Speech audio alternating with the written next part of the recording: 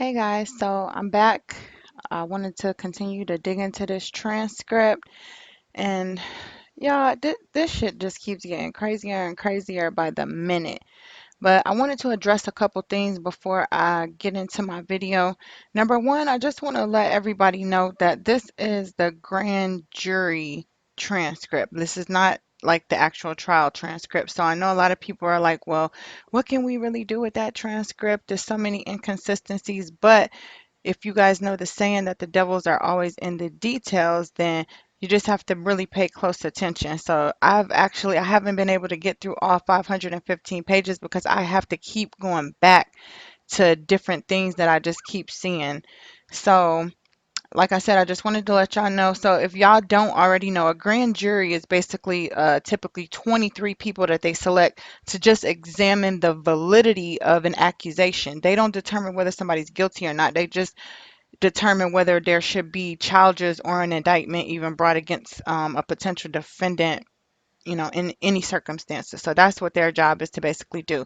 So what they've basically shown us was the evidence that they presented to the grand jury. This does not mean that they don't have more evidence that might, appear down the line. And what they'll have to do is, they'll have to present it to the defense. They'll have to come before the judge, and the judge will let them know whether that new evidence is inadmissible or admissible. So don't give up hope thinking that, this is all we have. But I have pointed out something in my last video, and I'm going to go back over it again just so that we can be absolutely clear on this, because I know a lot of people were wondering about, the video evidence. So I'm just going to show you again in the transcript where they clearly point out that they have a DVD from the Shell gas station, the surveillance video. That's the video that we've all been shown, that everybody has dissected and what we've been seeing. There's another video that they have, which comes from a camera at the corner of 58th Place and the Master Burger. So that's the restaurant, I guess, on the end of Nip's shop. They also have DVD, and this one says it's cropped clips. So I guess they might have just taken some clips from different videos, and that's what they're going to show as well. They also go on to say that they have, because they talk about camera 5, camera 6, and camera 21. So again, that lets you know that they have 3 different cameras worth of footage that they're going to be presenting to the jury. We've just only been privy to see the one, as I stated before. But I just wanted to clear that up in case anybody, is still confused about that. There is more than one videotape. However, one of the craziest things that struck me about these tapes is when the prosecutor, he states in his statement that, and hold on, let me get to it. He says that the video footage that we're gonna see, the timestamps are different. He says one of the videos is a 67-minute difference, and I'm like, well, how the hell is that possible? And why is it a 67-minute difference from the time that the shooting actually occurred? So does this mean that the footage that we're receiving from whichever business that they're referring to, because they don't get into the specifics of which camera is actually delayed. And if they do, I haven't gotten that far in a transcript yet. So y'all just stay with me. But I just find that to be very odd that there's a time difference in this footage. So does that mean somebody doctored it up, or what's going on with that? But we'll go into a little bit further detail in the footage as I keep getting further along and I find out more information about that. But a few other key things that stood out to me, and I was just really, I'm not shocked by anything anymore that happens in this case because there's so many twists and turns. But the witness list that they gave us, they didn't necessarily call the witnesses in sequential order, as in the order in which you see it listed in the transcript. So the actual first witness that they called was an officer by the name of Officer Alejandro Guerrero. And of course, we know that he's with the 77th precinct, and we know that they are full of shit. So one of the things that I found very, very odd about his testimony was that he said that when he got to the scene, because he and his partner were the first two officers to arrive at the scene, according to him. And he said when he got there, he immediately talked to Shermy and asked him, was he hit? He said it was just a brief discussion, but he asked him, was he hit or, something to that effect. Then he also went on and said that he spoke to the other man who was in the pink shirt, which we all know that to be Kerry Lathan. So the prosecutor, is just asking him, well, you went over to them and asked them were they struck, and so what other kind of conversations did y'all have? And he was like, it was just very brief. I just asked them had they been hit.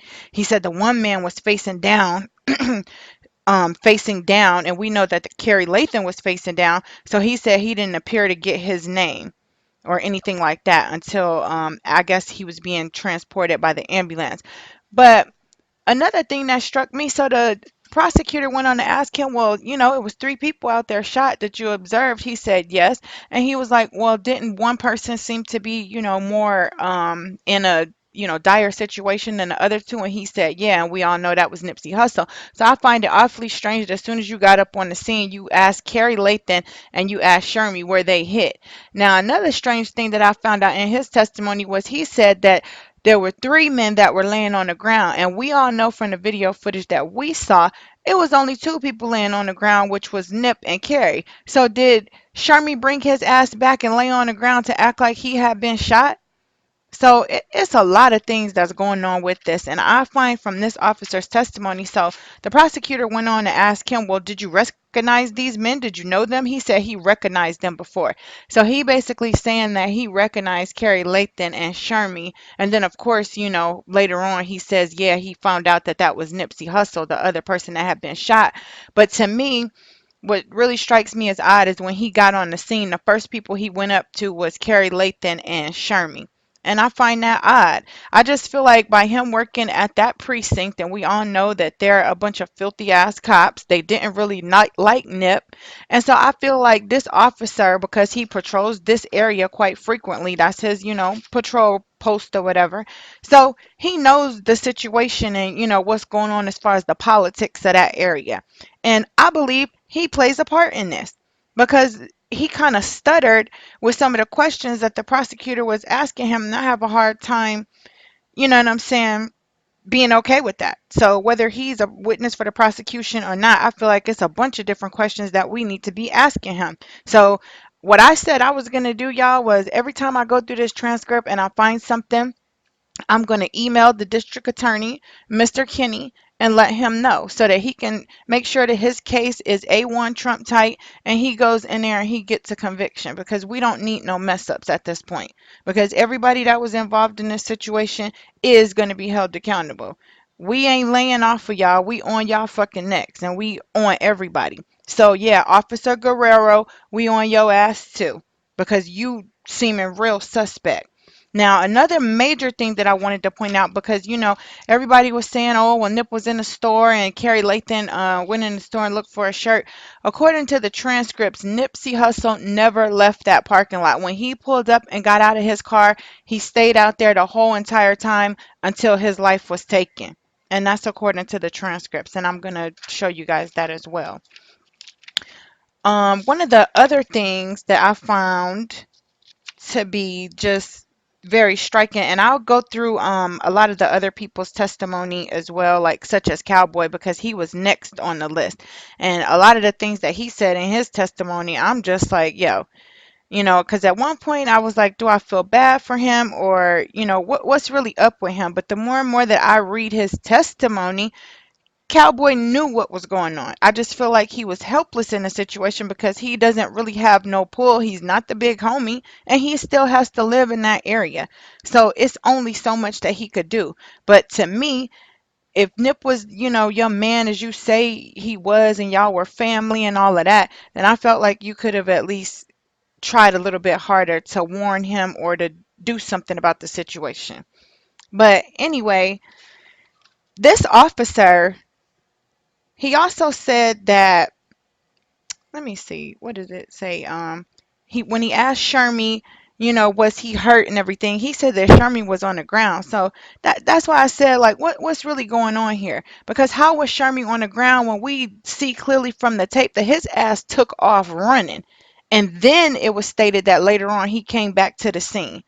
And another thing that I wanted to point out, so now that we know that Kerry Latham was wearing a pink shirt, because from the videotape, you couldn't see. I didn't know what color shirt he had on, but he's the one that had on the pink shirt. And when they were putting him in the ambulance, he didn't, if you had gotten shot in your back, you were basically like in a wheelchair. They didn't have anything hooked up to you, nothing was going on. So did this man really get shot in his back?